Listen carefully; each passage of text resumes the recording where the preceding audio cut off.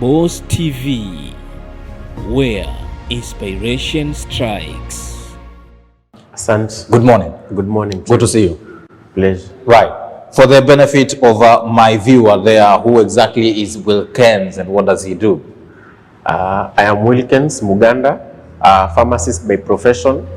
Currently, I'm based at Bomani Dispensary in Kilifi County, around Bomani area.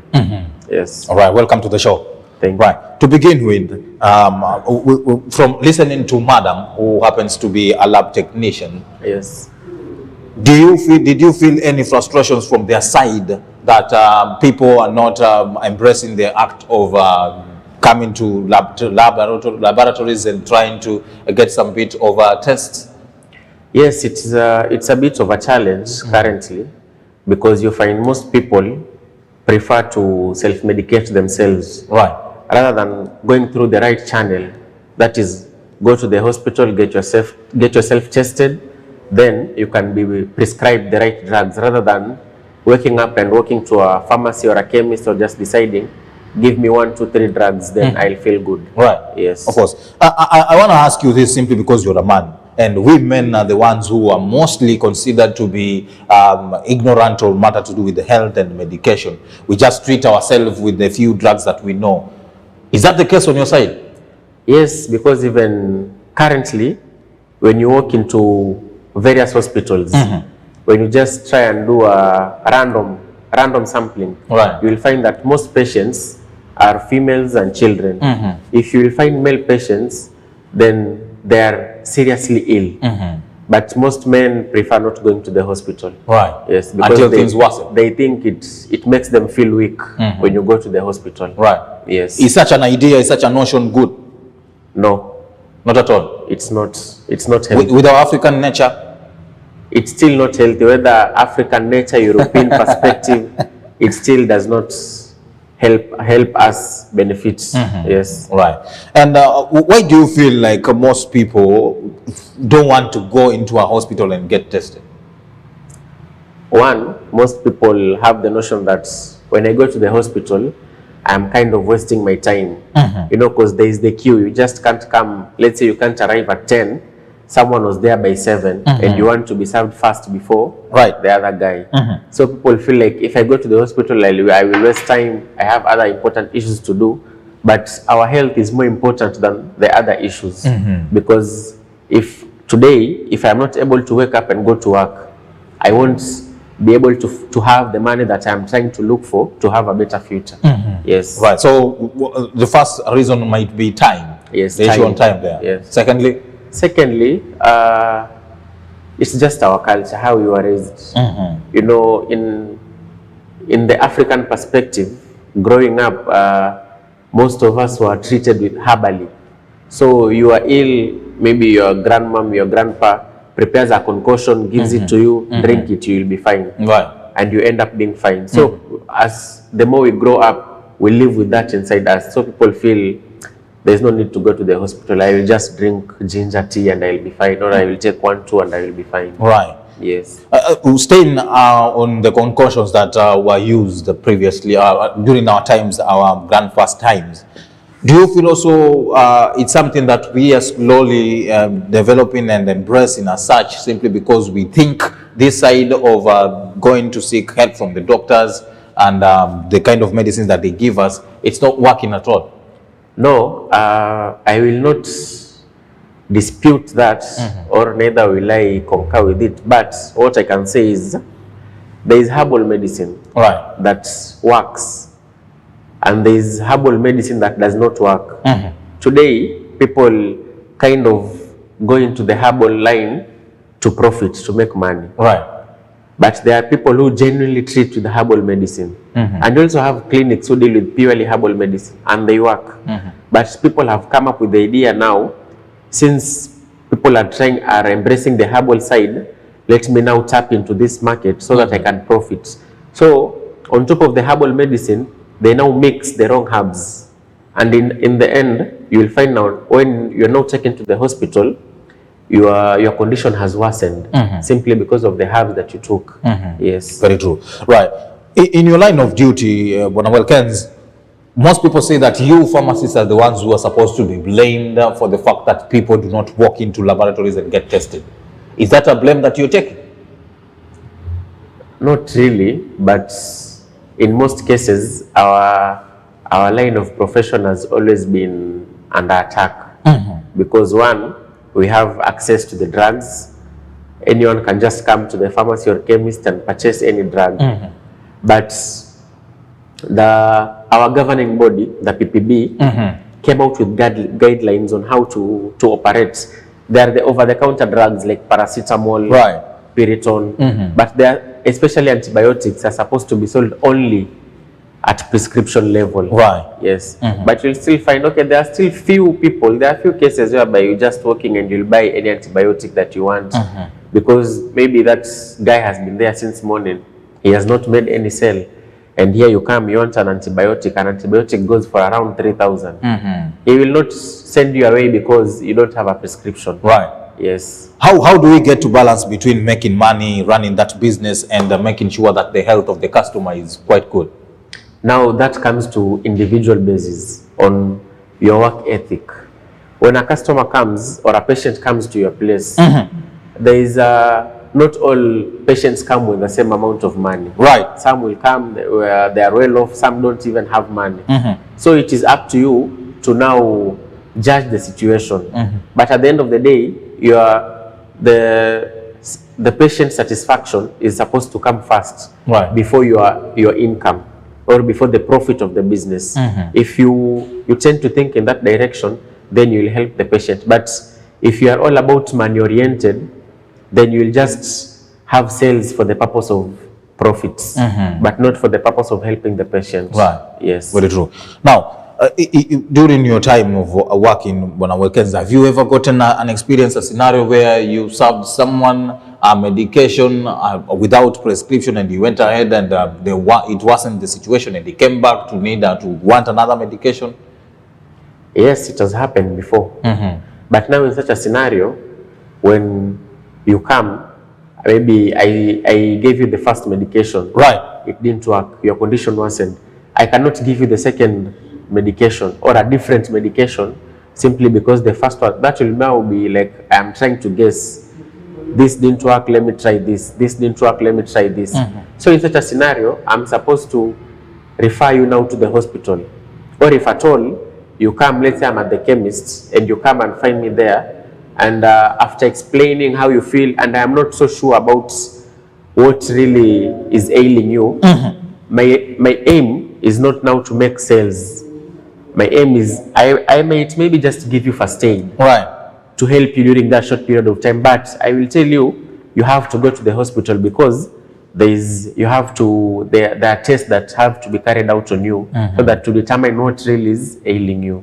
Yes. Of course. Now, some people will even argue that when you walk into a pharmacy, you give me that medicine, you write for me that the required dosage.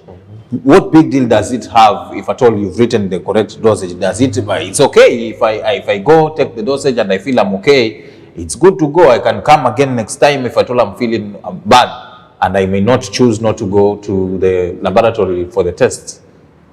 You see, the problem with that, like let me say this, most infections, either bacterial or viral, you will find that is the scenario. You will come, I will give you a medication.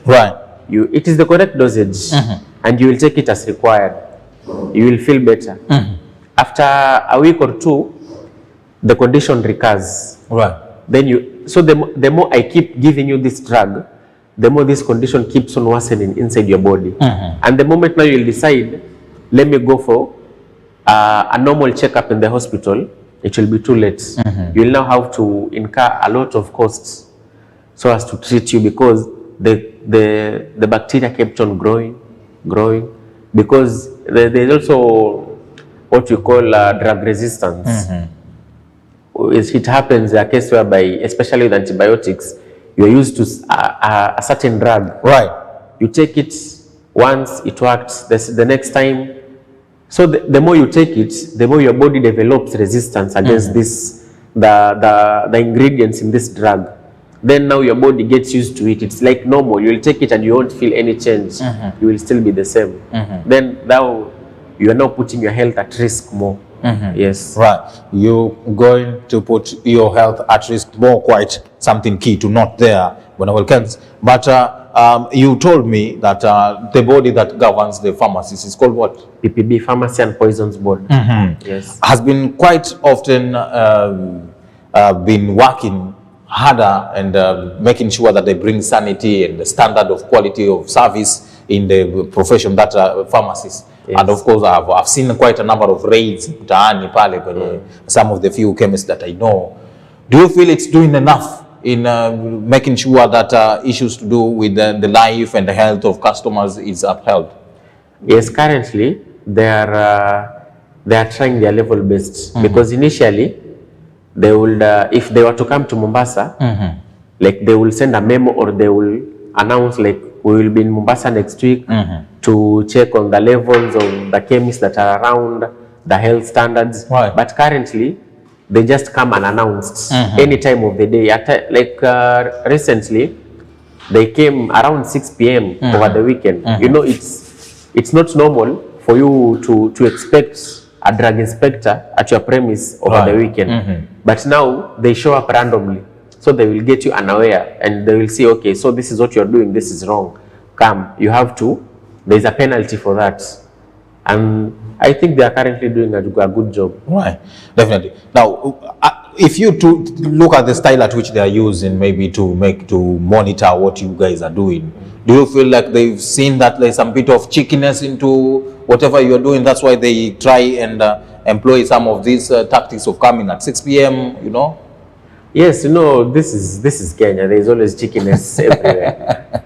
And you know, it is unfortunate, but our profession, you know, even I can take you, Shadrach, let's say I open up a chemist, I can take you and I can train you in that chemist. If a patient comes, he says he's feeling 1, 2, 3, this is what to do, this is what to do, this is the dosage. So if you are interested, after a period of like 3 or 6 months, you will at least have some knowledge about the drugs, but you won't have a deep knowledge about what entails in this drug or what can I combine so that this patient feels better. Right. And you'll find that in most chemists, not all personnel who are there are trained to be pharmacists or pharm techs, but most of them, maybe they were there as casuals or support staff, but with time they now got to understand. And that is what I think mostly is hurting our profession. Yes. Right. If you were to advise people who have pharmacists and chemists and the ones who do that operations inside there, what would you advise exactly? One, I would advise them to always do the right thing. It's not about, in as much as we want to make money, the patient's health comes first. It's not about money all the time. Right. Because we assume we don't know about tomorrow. Let's say this patient comes and I decide to help and the patient really feels well. Tomorrow we might meet in a different scenario and I might be in need of help from this patient. So you will remember, oh, Wilkins did 1, 2, 3 for me when I was not feeling well. Let me in turn reciprocate. But when it's all about making money, you also tarnish your image and your brand. Like there are quacks out there. True. So let's say a person comes to your premise and you just misdiagnose or give the wrong drugs. This person will go. But at the end of the day, he will say, pale kwa Wilkins, hajui kutibu. Anataka tu pesa zetu. So when this word spreads around, you will find you are there, but a patient might move from point A to point B just to get the medication because they don't have that trust in you. And once that brand is tarnished, there's nothing you can do. Very true. Yes. Right. When I will with a few people you've introduced, your customers who come to your pharmacy there to want to get your services, would you say that they lack the information on how to handle the issue about medication and drugs? Somebody might just come and just simply because he feels not okay somewhere and goes ahead and say and explains how he feels, and you write for a prescriber medicine for him and just give him and he goes. Do you feel there is lack of information out there that we need to have? Yes, there there is still inadequate information out there concerning the medications, because at times you might be there, someone might walk in, hey, mambo poa, nipatie amoxil, why do you need it? When you ask, nasikia ni kama naumwa na joint, so the patient complains of joint pains, but here is a case, he wants amoxil. What is the amoxil going to help? Right. You see, so they just have the notion that if I take this, it will help me. But what they forget is all drugs are poisons. You see, even the paracetamol is poisonous to your body if taken in excess or if abused. So there is still a lack of information. What I can advise is when you walk into a hospital or just a community pharmacy, try explain how you feel first. Don't go there with the notion that I want this drug. You see, why do you want it? Some people even come, there are certain drugs that are known as DDA, dangerous drugs, like those are kept under lock and key. Someone will just come. The likes of Phenobab. Yes, phenobarbital, amitriptyline. So somebody will come, do you have Phenobab? Why do you want it? I usually use it too. What does it help you with? You see, but some patients, like you'll see, if what I will advise, if you're going to the chemist, if you have your book or your hospital book where there's the history about your illness, your condition, or you have a note where it's written, it will help even the pharmacist who is there to assist you better, rather than just going there and demanding for what you want. Yes. Very true. Right. Now, speaking about the book and the prescription from the doctors, what are some of the few details that you look into? Because the handwritings of the doctor, we may not be able to understand and look into. I can go with my prescription and tell me, and you can walk into a pharmacy and I'm told, this date is long ago, you should go again and get another prescription. Yes, one, we look at the date of the prescription, the patient's information, that is the name, contact, age. Then we look at the diagnosis and the drugs that are written. Right. Then finally, below the prescription, there's always the prescriber's information now, whether their contact, their name, or where they are based at, so that you will know it's a legit prescription. Because I can just pick a piece of paper and write and scribble, then I'll tell you, check, go with this to the chemist, they will give you. But when you have all this information, then I will now know, okay, this is from a doctor or from a physician. This is a legit prescription. Let me assist the patient. Right. Yes. Very true. Right. Now, listening to you very keenly, I see that there is need to have that collaboration between a doctor and the person who prescribes and the people who do the pharmacist thing. How is that collaboration need to be carried on with?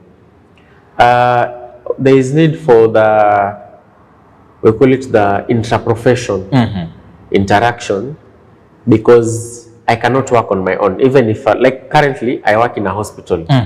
The prescriber needs to collaborate with me, with the lab technician, the nurse. Like it's teamwork. When the patient comes, he will first go to the triage. Right. The nurse will triage the patient. She will clerk in the patient. The patient will be sent to the doctor.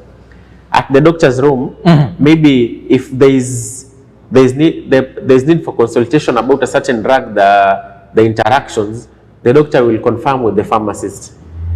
Is certain drug safe in certain patient or with this condition? Yes, it's safe. Okay, it will be prescribed. Then you will come, or if there's need to go to the lab for you to be tested, because if I decide now whatever I write has to be given, you might end up making mistakes and you are endangering the patient's life. Right. Yes. Very true. Now, if you walk into some of these hospitals that we have, you may see that they have a pharmacist and their pharmacy session there. They also have a chemist there, and of course, they will write for you a prescription and they strictly tell you go buy it at a chemist, at our very same chemist in the hospital there. What do you think it's? Do you think that some of they are trying to say that the pharmacies that's out there do not follow the kind of procedures and lay down the procedures that have been laid down by the board, so that they opt to have their customers who they've prescribed to buy the medicine from their respective chemists? Not really, but in such a scenario, the reason they tell you take it from there is because we have different brands of one medication. True. You might find like one medication has like 8 brands. And maybe at the hospital it's cheaper because the chemists out there, most of them are owned by individuals. Right, So they are all private pharmacies. So not that we are disregarding what is out there, no. The drugs are also out there. But why do you have to incur another expense? Or it's also time saving. Like you've been to the hospital for 2 hours. After everything, you have been given the drugs. You want to take another 1 hour to go a different place to purchase the drug that is there. Right. If the drug is not there, maybe if it happens that the drug is out of stock, then you'll be told, we don't have drug A, but we have these other 3. We will give you these 3, but the first one, you will go and get it from outside. Right. Yes. Of which is good. Yes. To some extent. Yes. Right. Now, looking at the different private pharmacies that we have in our locality, they've begun to put in laboratory services inside the chemists also. What do you think brought about this whole idea? One, they don't offer all laboratory services. They only do malaria tests and HIV tests or screening. And in some pharmacies, they also screen for TB, but they don't conduct the test, but they have the forms with them. So after screening, if they assume like you are a presumptive means like you are a suspected case of TB, they will now fill the form. Then you will be referred to specific hospitals so that they'll conduct. But for malaria and HIV, there are training that are usually carried out by general practitioners or different medical bodies, and it's always open for anyone. So if you attend these trainings and you are empowered, then you can now conduct these tests, and you can also know how to read the results, whether they are positive results, negative results. But you just can't come out of nowhere and start testing. Right. You will end up having wrong results. Yes. Right. And do you believe, Bwana Wilkins, that looking at the whole aspect at which you guys came up with trying to bring on board the laboratory services that you've mentioned, the likes of malaria, what have you, is slowly picking up and it's bringing changes onto how people are handling medication right now? Yes, it is, because even you will find in some pharmacies, you will find the premise is subdivided. Like there's the place where the drugs are kept, the dispensing area. Then there is a room that is subdivided for the tests. And at times you'll find that there is a lab technician there in that room. So the lab technician is well aware of what to do. Right. So he will conduct the tests, then he will read the results. In some rooms, some pharmacies that are well developed, you will find that they have a clinician. So after the results, the test will be sent to the clinician. The clinician will tell you, okay, so you have malaria. This is what he's going to do. He will give you 1, 2, 3. You will take at the front counter. Then you'll move from the clinician to the pharmacy area. Yes. Right. Of course, something key to note there, quite a change into how the operations around making sure that you get the quite a good medication as such, and removing the whole aspect of self-medication is our topic of discussion this morning. We are still tackling the dangers and risks of self-medication right here. Being on Wednesday, definitely we'll have to take time and discuss what you need to know as far as health is concerned. Remember, we'd like to get your experience as such. Have you ever walked into a pharmacy and been served a medication, and at the end of the day, you got yourself into some very big trouble as such, health-wise, so to speak? Share your experience. The number is below your screen. You can also go to our social media platforms. Of course, we'll be so glad to hear from you. Bwana Wilkins, talking about carrying out lab tests, most people feel like I might be thinking and assuming I'm suffering from something, but once I'm walking into that, I'm walking out with my results, I'm being listed with a few of problems that I may even wonder where they came from. Does that even is the worry that people have? Yes, that is the worry that most people have, but it's a good thing. Like, let's say I have gone to the hospital. Maybe I feel like the doctor feels like there's an infection in my blood. So they check the blood for testing. when the blood is being screened, they find out not only do I have a bacterial infection, but there are other things that are disturbing me. So in this process, you will now find, like the doctor will find a way of trying to explain to you everything until you get to understand. But I think that is the worry. People think that maybe, like what my colleague said previously, most people feel like hii ni malaria. Most people say mimi najua venye malaria yangu inakuja, so hii ni malaria.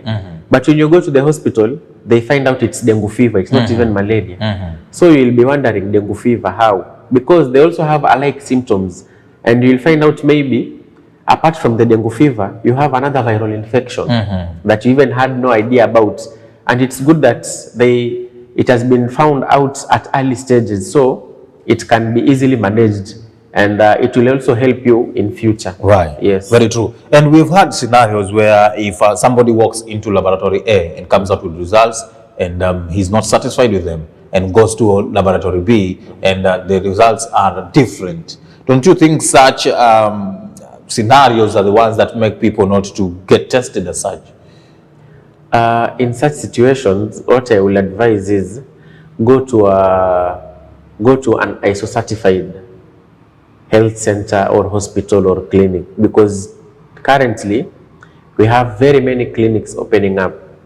As long as you have the capital, you don't even need too much space.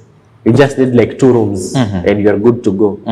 And you'll be having a clinic. So in such scenarios, it's where you'll find now you will be tested, but because they want money, they will tell you have this. But there's always that instinct in you that, no, I can't be having this. Let me now go. That is when you'll find now the patient will move from that. He will now go to a bigger hospital, and you will find maybe the results will come out different. But it's because you first, people like cheap services. But what I say is cheap is expensive. Try and get affordable and quality services. Not all hospitals are costly. There are hospitals that have their mwananchi rates. Right. You can walk into them and you will have valid results. You can't self-medicate yourself because you know. In fact, in such situations, what you usually advise is after having an episode of maybe of such a disorder, you have to go to the nearest hospital to you. Carry because all patients who have this disorder, there's always a note that they have or a card that they have. Go with it to the hospital. The doctor will examine how serious was it or how mild was it.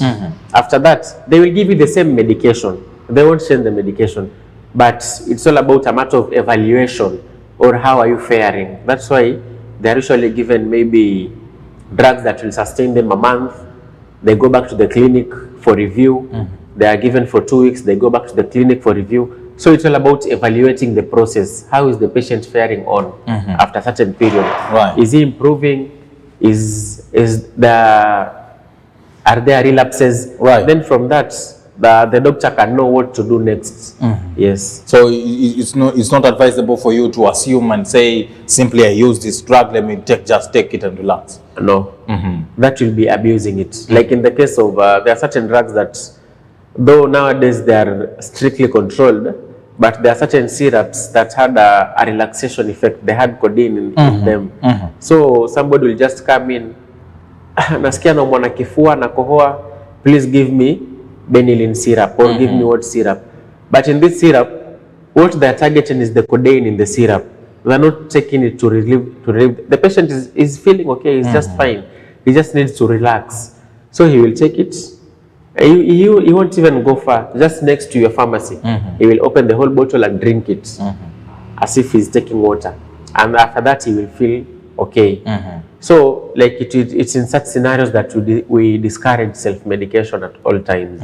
Yes. Right. And once somebody has self-medicated himself or herself to an extent that he feels like maybe it's not working, and it's now time for me to walk into a hospital and get treated.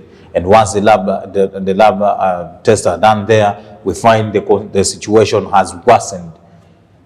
Do you feel how bad it is and how late is it to try and solve that issue? Yes, we usually feel unfortunate because let me give you a scenario. There's a place I worked before.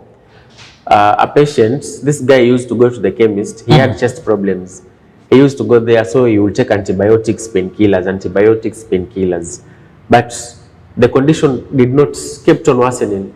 After the antibiotics, after a few days, it recurs. Right. After a few days, it recurs. After a few days. So the guy finally decided, okay, let me now go to the hospital.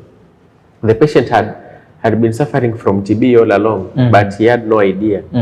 So the medications that he was taking kept on worsening this condition. Right. By the time he was there, when he was sent to the lab, after a few tests, TB came out positive. So he was told, you have TB. And he was asked, for how long have you done this? He was like, for about a month and a half. So we were wondering, for this whole period, if he had come earlier, maybe we could have tried and stopped it from worsening. But there's that negligence from the patient's side or ignorance. Right. And that is what is hurting them most. Yes. Now, in the line of the other side now, out from you pharmacists, how do you feel that if they get such a patient who has been suffering from TB for quite a month now, and he has been self-mitigating himself, that for instance, the scenario given there, would you feel like it's hard on their side to try and help you out? It's not hard as such because, okay, they will try as much as possible because at times you see also these drugs, most of them have to be ordered through maybe, let's say, by the county coordinators or sub-county coordinators. And now the process, the whole procurement process for you to get these drugs is kind of long. It might take 2 to 3 weeks. So now the pressure will come to me. Have you gotten the drugs? No. Have you gotten the drug? You know, all this time, this condition is still worsening because this patient has not been given anything. By the time the drugs come, it will now depend on the immunity of the patient. Some patients respond well, some they will start at the end of the day, unfortunately they get to pass away. But it is always frustrating to see patients who come after the condition has really worsened. Now is when they want to seek professional help, and all this while they were self-medicating themselves. Right. And if you were to advise the government on trying and help out the situation here and trying and making sure that at least we reduce the amount of self-medication that is there through maybe that board you're talking about, what would you advise? One, I will advise them to be strict on the training, the schools that offer these trainings, because you know it starts with the schools. There are certain scenarios whereby you see in the news a certain university has been discredited for a certain course. Right. But when you check, it's 6 years people have graduated from this course, from the same course, yeah. And they're out there in the field. So you know, also as an employer, you will now see, oh, so Shadrach went to this school, but they have discredited this course. So to me, he is incompetent. So it now starts from the training at schools, or whichever campuses, university and colleges that offer these services, they have to be ISO certified. There has to be that level of standard that you know, when you come out of the institution, we know like you are good to go in, as much as you have not been in the field, but the more you stay out there in the field, you get to learn more. But at least when you, after graduation, you are now, you have that knowledge in you, you are good to go. Yes. Right. And speaking about the pharmacists and the chemists as well, the people who own these entities that supply the drugs, what can you say as well? To the entrepreneurs, because most of these pharmacies and chemists are owned by people who are not even related to anything to do in the line of medicine. They're just people like, I like to call them money men.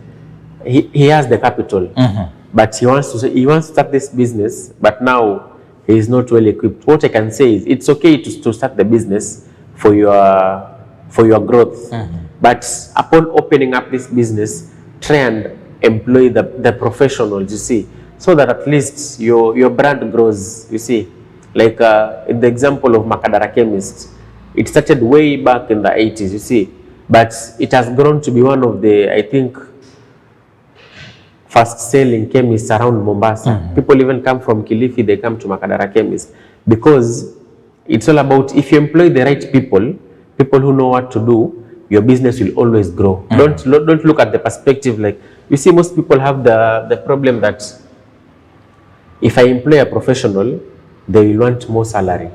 Right. But if I take someone who is a quack, if I may say, he won't ask for more because he has not trained for that course. Right. So they will take this guy in the reasoning that I won't pay them much.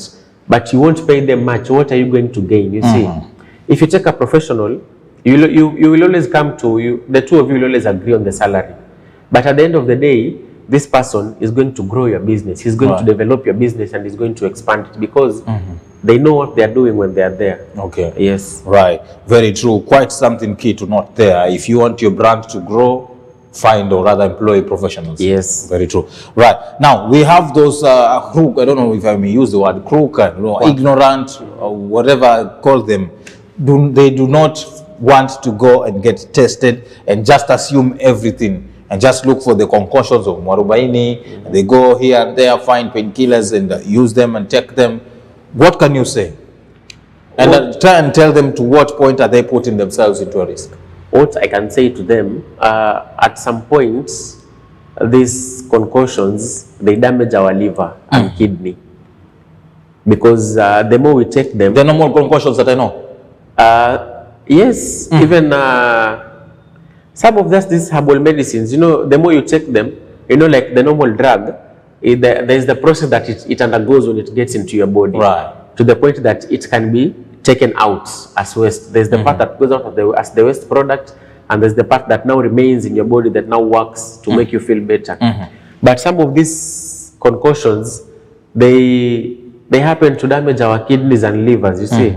So the more we take them, because they are not easily excreted out, they keep on piling. It's like, I may use an example of a blockage pipe. The more waste goes into the pipe, you see, now water can't pass through this pipe to the point that it now blocks. After blockage, it's now a matter of either replacing the pipe or because the process of unblocking is so hectic. So that is what goes through in our body. It's okay. Maybe you are at home, you don't have, maybe you might wake up, you have serious flu, or you don't know, you're feeling unwell. I might say, let me take ginger tea. True. You will take it. It has not worked. You will go back to the same ginger tea again. Why don't you go to the hospital? I took ginger tea, it didn't work. Let me just go to the hospital. Maybe it's something with the throat, but I am here. I think it's just normal flu. And that is what is hurting people out here. Right. Yes. Very true. Very, very true. Of course, one thing to note also is about the cancer cells that are within our bodies. You find somebody just assuming, and at the end of the day, it becomes to be a very serious cancer inside our bodies, something of which the government is making sure to try and fight largely. But of course, thank you so much, Bonam Nation, for showing up. Thank you for having me. Right. Of course, I believe from whatever part of the country you're watching us from, you've grasped some bit of details concerning how risky it is and how dangerous it is to self-medicate yourself. I believe your notepad, or rather your notebook and paper is quite filled with some bit of notes. Mine are here in trying and making sure that at the end of the day we get to understand and educate and inform you concerning some of these few topics that pertains your health. Every Wednesday we have to take time and discuss matters to do with the health in a bid to try and make sure you live your life to the fullest and of course have a healthy living as such. Thank you so much for your time. Of course, I would like to extend my sincere gratitude to everyone who made this program a success, coming to you live from here, Boss TV. Would like to say thank you so much as well. Remember, I would like to take our leave, but of course, you can continue with the conversation via the number below your screen. Share your comments. What do you have to say concerning that? We'll be looking at them as we proceed with the day. But of course, I wish you quite a nice day. Enjoy the rest of your viewing. Let's meet tomorrow, same time, same place. Goodbye.